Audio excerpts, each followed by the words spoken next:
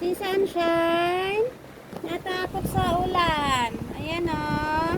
Natakot sa kulog. Natakot sa kulog ang Sunshine namin. Ha?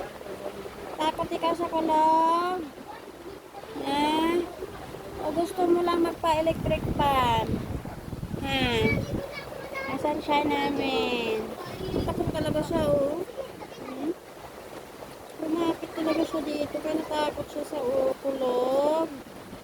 Sa kidlat. Natakot sa kidlat ang Sunshine namin. Ganda kulay ng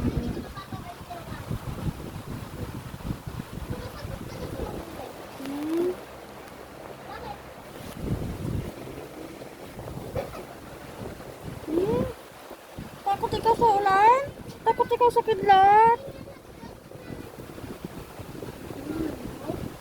Yan, dyan ka na ngayon. Ha, gusto mo talaga dito? Nagtutupi ako ng damit eh.